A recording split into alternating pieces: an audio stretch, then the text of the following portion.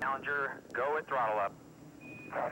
The Space Shuttle Challenger is destroyed just a little more than 1 minute after liftoff. 1 minute 15 seconds. Velocity 2,900 feet per second. Altitude 9 nautical miles. All 7 astronauts on board are killed.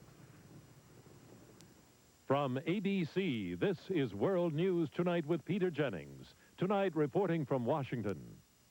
It is the worst disaster in the history of the American space program, and President Reagan has declared a week of mourning for the 7 astronauts, 5 men and 2 women, who lost their lives on their way into space this morning. Now, we know that many of you have heard the news many hours ago and may even have seen some of our extended coverage this afternoon. But many others of you, we surmise, have been at work, and thus we're going to spend virtually our entire broadcast this evening on what is not only a crushingly sad day for families, friends, and colleagues of the astronauts, but also an enormous shock to the manned space program, which before today had gone so well. Never before have American lives been lost in flight. We will try to answer many of your questions, but as of this evening, many questions remain unanswered. We begin at Cape Canaveral with ABC's John Quinones. They gathered for what turned out to be their last meal at 6:48 this morning, the ceremonial breakfast. For months, they had trained together. Astronaut Ellison Onizuka from Hawaii, the star of this mission, New Hampshire schoolteacher Christa McAuliffe, mission commander Dick Scobee, pilot Michael Smith, astronauts Judith Resnik and Ronald McNair, and payload specialist Gregory Jarvis. After 3 days of delays, they appeared tired but quickly rejuvenated by applause as they headed for the launch pad. Scobee, followed by mission specialist Judith Resnik, Ron McNair, and pilot Mike Smith, followed by Christa McAuliffe, teacher in space, Ellison Onizuka, and payload specialist Greg Jarvis. Final preparations before liftoff. The ground crew gives McAuliffe an apple for the teacher, and wishes of good luck. Initially, liftoff was scheduled for 9:38 this morning, but again there were problems. A hard freeze overnight left ice on the launch pad, a 2-hour delay, and then NASA discovers a faulty fire detector on board the shuttle, another hour's delay while it's replaced. Finally, the liftoff was set for 11:38. A crowd of some 500 spectators, including 18 visiting school children from McAuliffe's hometown of Concord, New Hampshire, waited anxiously and then counted down.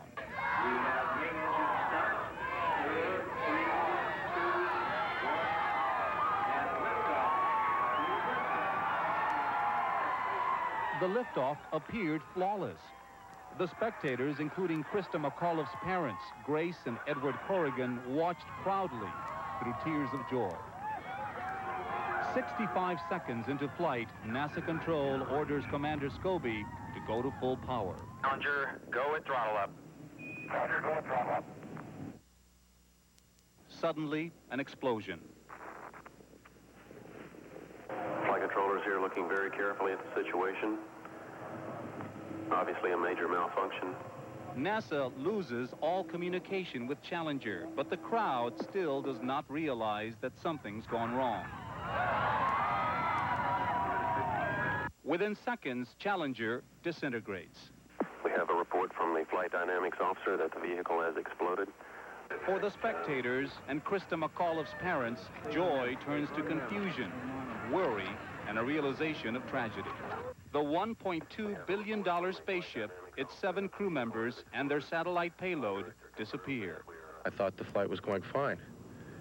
And then I heard them say major malfunction. And then the person beside me said it's exploded. And it was, I couldn't speak. It was... Within minutes, emergency rescue teams parachuted in, converging on a search area 18 miles east of Cape Canaveral. Debris continued to fall for 50 minutes and more, and obviously you can't send aircraft and ships into an area where debris is falling, where they themselves may be endangered. Late this afternoon, after 6 hours of searching, NASA reports they found no survivors. These searches have not revealed any evidence that the crew of Challenger survived. Tonight, NASA and Cape Canaveral are in mourning. Tonight at Cape Canaveral, Vice President George Bush, accompanied by Senators Jake Garn and John Glenn, both former astronauts, expressed the nation's condolences to the families of the astronauts. Bush had a special message for American school children. You must try to understand that spirit, bravery, and commitment are what make not only the space program, but all of life worthwhile. We must never, as people in our daily lives or as a nation, stop exploring, stop hoping, stop discovering. We must press on. John Quinones, ABC News, Cape Canaveral. This whole concept of a teacher in space has been important to the country, but especially to the children, as the Vice President alluded ever since President Reagan in 1984 suggested there be a teacher in space.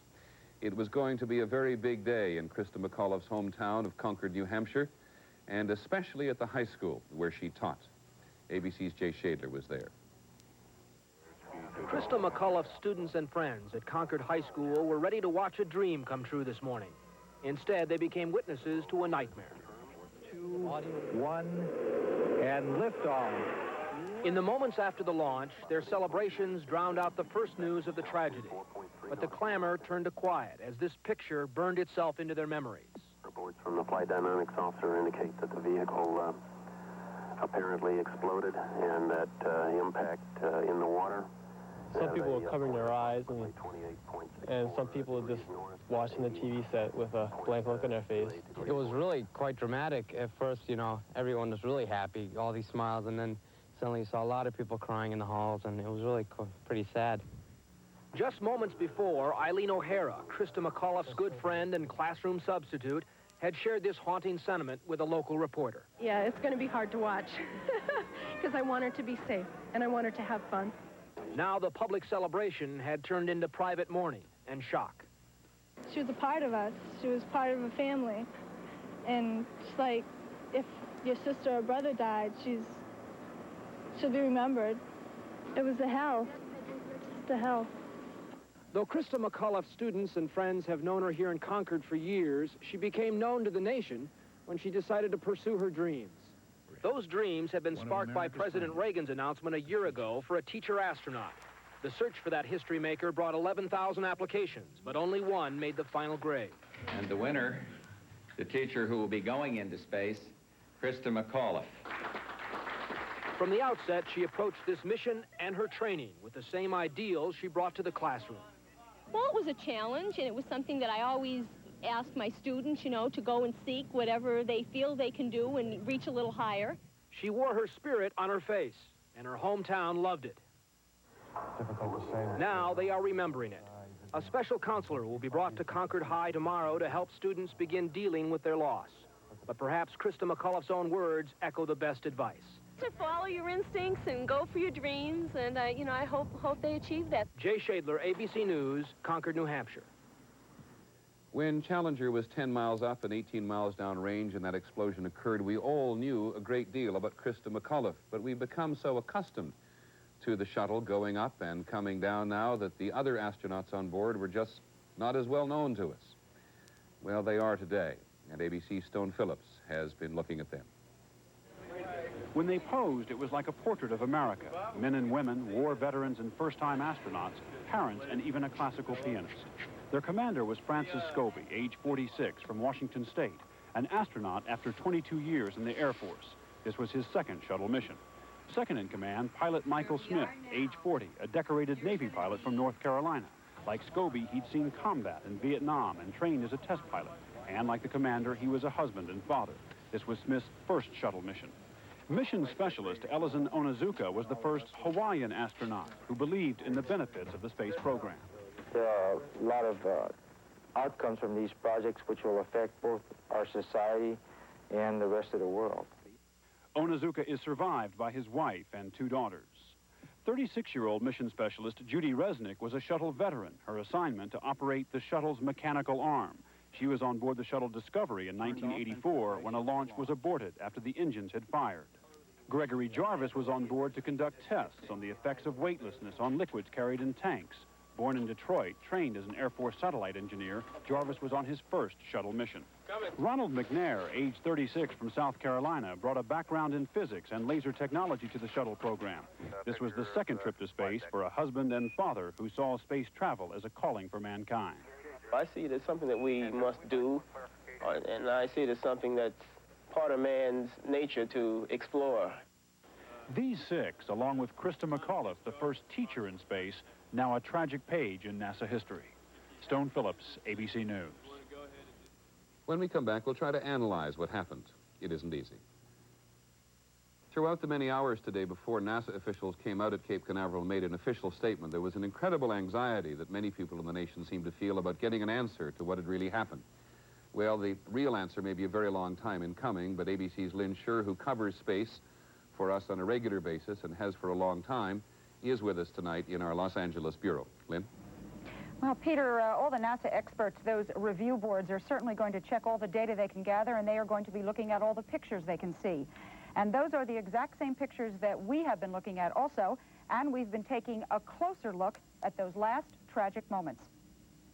Here you see what they call a nominal ascent. All those words, textbook, picture perfect, and then suddenly a tiny flame just where the fuel lines go from the big external tank into Challenger itself. On the left, with the arrow, a plume where gases from the tank are forming, obviously feeding the fire.